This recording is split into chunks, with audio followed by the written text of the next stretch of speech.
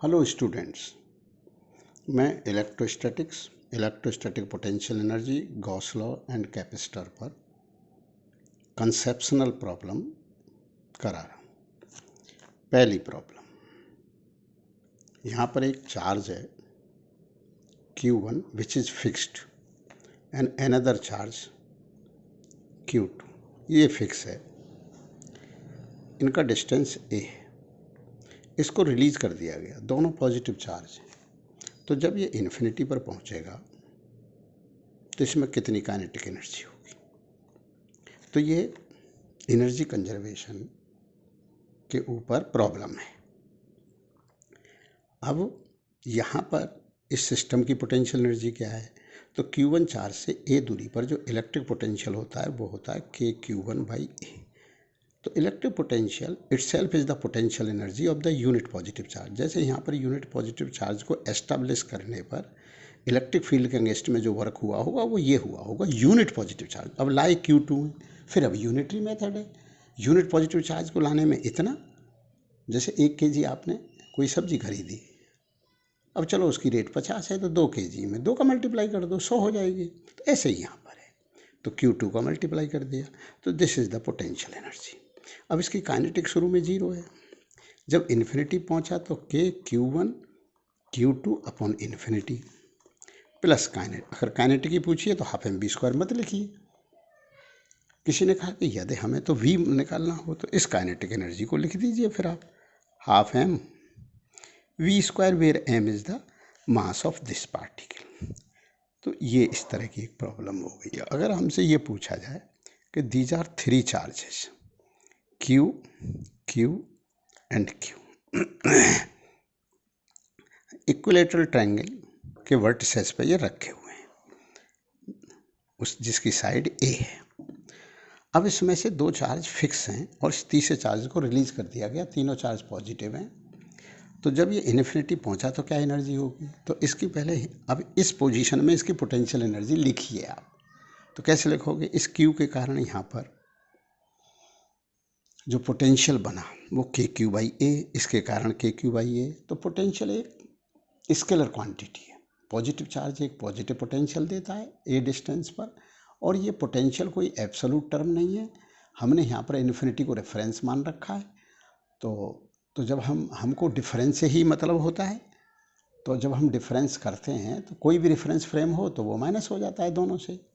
तो यहाँ पर जो है वो KQ/A का 2 टाइम्स, और उस पर Q रखा हुआ है। तो this is the potential energy at this position of charge Q, क्योंकि इसको एस्टैब्लिश करा था इन्फिनिटी से यहाँ तक लाने में। तो इन दोनों चार्जेस के कारण जो इलेक्ट्रिक फील्ड था उसके अगेंस्ट में वर्क करना पड़ा था।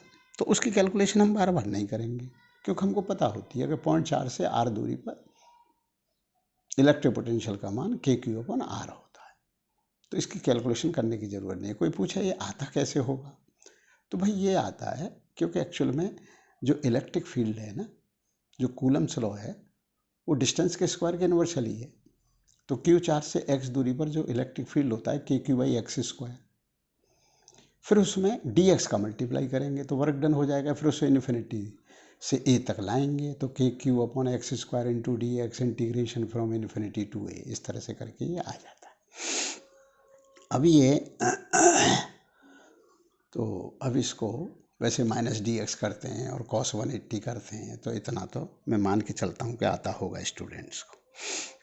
फिर जो फील्ड वर्क करता है उसका नेगेटिव करते हैं तब पोटेंशियल एनर्जी आ जाती है। जैसे मैं ग्रेविटी की बातें करता रहता हूँ, वो आसानी से बच्चों के समझ में आ जाता है कि हम कोई मास h हाइट पर रखा है तो ग्रेविटी ने नेगेटिव वर्क करा, क्यों, ग्रेविटी वर्टिकली डाउनवर्ड है और डिस्प्लेसमेंट वर्टिकली अपवर्ड है।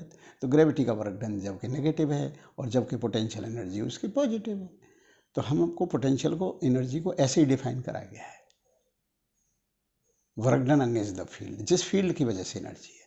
जैसे स्प्रिंग एनर्जी हाफ KX² कैसे आती है, KX dx का इंटीग्रेशन, क्योंकि जो स्प्रिंग है उनमें जो फोर्स है वो x के प्रोपोर्शनल है। आप स्प्रिंग को जितना ज़्यादा खींचोगे उतनी ज़्यादा फोर्स लगेगा।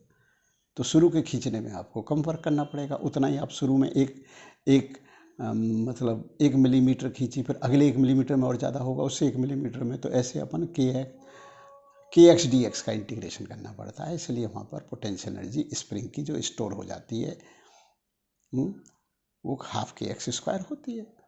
तो इस तरह से डिफाइन करा गया है कि पोटेंशियल एनर्जी जो by virtue of the position होती है।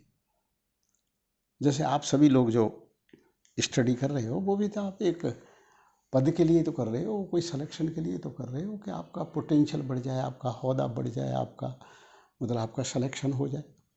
तो आपको भी तो वर्क करना पड़ रहा है मन रूपी फोर्स के अगेंस्ट में। दैट वर्क इज स्टोर्ड, जब सिलेक्शन हो जाता है that work is stored in the form of potential energy. तो वही चक्कर है सब। तो ये हो गया प्लस काइनेटिक जीरो इसकी, तो बराबर जब इन्फिनिटी पहुंच गया तो इन्फिनिटी पे इन दोनों के कारण पोटेंशियल जीरो होगा।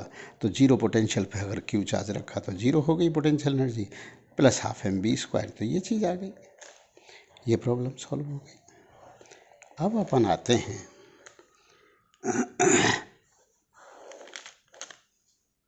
ये रोकना पड़ा।